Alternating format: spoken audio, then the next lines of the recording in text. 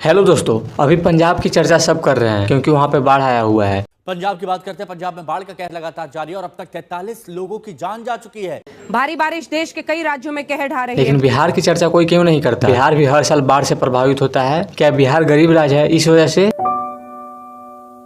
और आखिर बिहार गरीब राज्य है तो क्यों है? और बिहार की आज ऐसी स्थिति कैसे हुई है, आज की वीडियो में जानेंगे। क्या इसके लिए सरकार जिम्मेवार है और क्या रहा है बिहार का इतिहास, जानने की कोशिश करेंगे। बस आप वीडियो को अंत तक देखिएगा। तो चलिए शुरू करते हैं। तो बिहार की आज जैसी स्थिति है उसके लिए कई चीज जिम्मेवार है, जैसे बिहार का इतिहास हो गया, बिहार की राजनीति हो गई और यहाँ के लोग हो गए। ये सभी ना आज जो बिहार है उसके लिए जिम्मेवार हैं। यानी हमारा जो राज्य है वो सबसे पिछड़ा है, इसके लिए कहीं न कहीं हमारा इतिहास, हमारी राजनीतिक और हमारे यहाँ के लोग जिम्मेवार हैं। कैसे, आइए समझते हैं बारीकी से। तो सबसे पहले हम इतिहास की ओर चलते हैं। अंग्रेज के समय में बिहार से बहुत ज्यादा टैक्स लिया गया, हमारे किसानों पर काफी ज्यादा दबाव डाला गया। यहाँ पे जबरदस्ती नील की खेती कराई गई जिसकी वजह से जमीन बंजर हो गए और यहाँ पे किसानों को काफी ज्यादा प्रेशर दिया गया, काफी ज्यादा अनाज उपजाने के लिए। और राज्यों की अपेक्षा यहाँ से काफी ज्यादा टैक्स भी वसूला गया और यहाँ के टैक्स के पैसों से यहाँ पे विकास न होकर उन पैसों का निवेश कहीं और कर दिया गया। और हमारे यहाँ का कोयला, धान, गन्ना, इन फसलों का ना काफी ज्यादा शोषण किया गया। यानी इन्हें हमारे यहाँ उपजाया जाता था लेकिन इसका यूज कोई और करता था।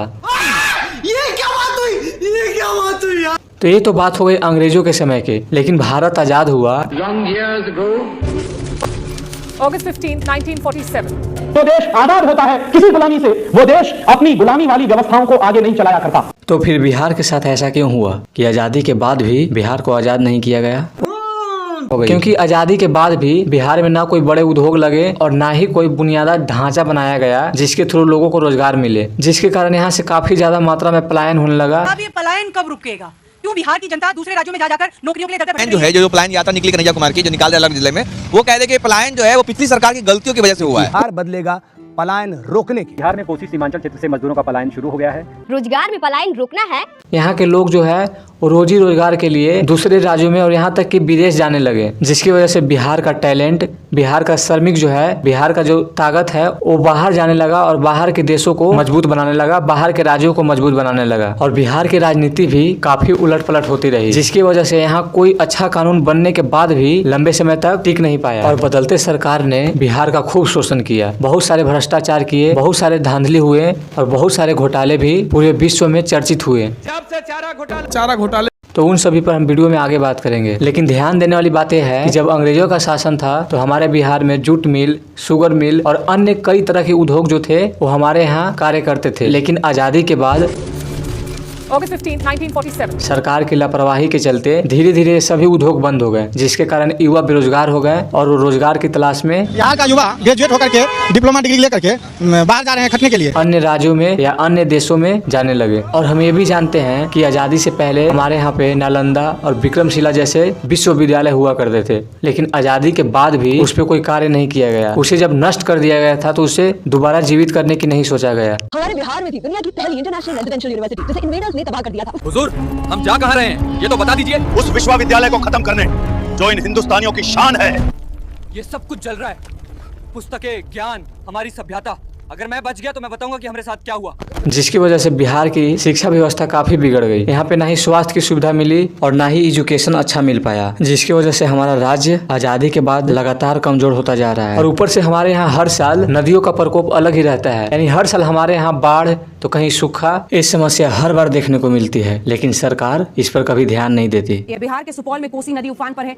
बिहार के हाजीपुर में गंगा नदी का कहर, कटाव से अब तक 10 घर नदी में बह चुके हैं। तो ये तो हो गए कुछ इतिहास की वजह से हमारा बिहार जो है पीछे है। लेकिन अब जानते हैं सरकार ने क्यों काम नहीं किया। ये जानते हुए भी कि बिहार एक अच्छा और समृद्ध राज्य है, फिर भी इसे ऊपर उठाने की कोशिश क्यों नहीं किया? क्योंकि हमारी सरकार ना बेहोश है, उसे होश ही नहीं है कि कहाँ पर क्या करना चाहिए। ना उसे संविधान की ज्ञान है, ना वो कोई कानून जानता है और ना ही वो पढ़े लिखे होते हैं और ना ही उन्हें स्थानीय समस्या के बारे में पता रहता है। इसका मतलब क्या है? कितना पानी यहाँ पर होगा? वो अपने ही मदहोशी में और कुर्सी के नशा में चूर रहते हैं, जिसकी वजह से अपने राज्य में, अपने देश में क्या चल रहा है उन्हें पता ही नहीं होता है और कौन से राज्य के लिए क्या काम करना चाहिए उन्हें ये भी नहीं पता होता है। और इसी कारण से बिहार इतना दिनों तक पिछड़ा राज्य बना रहा। और अफसोस की बात यह है कि हम अभी भी उसी जगह पे हैं जहाँ आजादी के कुछ समय पहले थे, क्योंकि सरकार जब तक लोगों की परेशानी को नहीं देखेगा, जब तक वो अपने कुर्सी के नशा में चूर रहेगा, तब तक उसे अपनी जनता की और अपने देश की परेशानी नहीं दिखेगी। और यही कारण है जिसकी वजह से ना हमारा देश विकसित हो पाया और ना ही हमारा राज्य, क्योंकि राजनेता लोग चुनाव जीतने के बाद खुद को महाराजा से कम नहीं समझते, जबकि उन्हें पता नहीं होता कि राजनीति का मतलब होता है जनता की सेवा, जनता का भरोसा।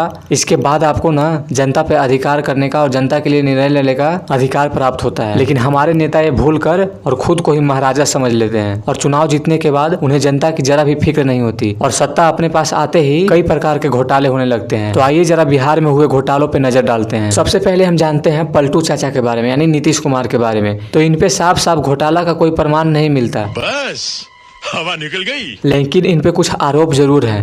अरे बाप रे, ये तो धोती खोल रहा है। तो इन पे पहला आरोप लगाते हैं आरजेडी के नेता तेजस्वी यादव कि जेडीयू ने 80 करोड़ रुपए का घोटाला किया है। और हाल ही में सीजीए ने एक रिपोर्ट में बताया है कि 70,877 करोड़ रुपए का कोई प्रमाण नहीं है कि वो पैसे कहाँ यूज हुए और किस काम में यूज हुए, इसका कोई प्रमाण नहीं मिलता है। तो कहीं न कहीं एक घोटाला में ही काउंट किया जाएगा। ये बड़ी अच्छी बात कही आप। फिर आते हैं मिन्ना लाल चौधरी, जो कि 2020 में एजुकेशन मिनिस्टर बने, यानी शिक्षा मंत्री बने। और इन पे जब कुछ भ्रष्टाचार के आरोप लगे तो इन्होंने अपने पद से ही इस्तीफा दे दिया। और फिर आता है बिहार का सबसे बड़ा घोटाला, जो कि काफी चर्चे में रहा, वो है चारा घोटाला। जब से चारा घोटाला की जांच हुई है लालू जी मुख्यमंत्री थे, चारा घोटाले की बात होती है, चाईबासा जंगाल जो चारा घोटाले की बात होती है, उस समय जब चारा घोटाला होता है। यह घोटाला बिहार का सबसे बड़ा और सबसे चर्चित घोटाला है। इसका खुलासा 1990 में हुआ और यह घोटाला सरकारी खजाना से पशुओं के चारा खरीदने के नाम पर की गई, क्योंकि यह पैसा असल में चारा, दवाई और पशुपालन से जुड़ी चीजों पर खर्च होना था। लेकिन राजनेताओं ने फर्जी दस्तावेज बनाकर ये पैसे को अपने पास रख लिया और इसमें कुल रकम की कीमत बताई जाती है वो है लगभग 950 करोड़ से लेकर 1000 करोड़ रुपए तक, जो कि उस समय यानी 1990 के दशक में इतने रुपए का घोटाला होता है, वो भी बिहार जैसे गरीब राज्य से। और हमारे बिहार में ही कहा जाता है कि यहाँ पे कुछ समय के लिए जंगल राज चला करता था। ऐसा था बिहार में लालू जी का जंगल राज। लेकिन उसकी हकीकत क्या है वो किसी और वीडियो में बात करेंगे। लेकिन बिहार में हाल ही के वर्षों से कुछ काम दिखना स्टार्ट हुआ है, जैसे कि रोड हो गया, बिजली हो गया,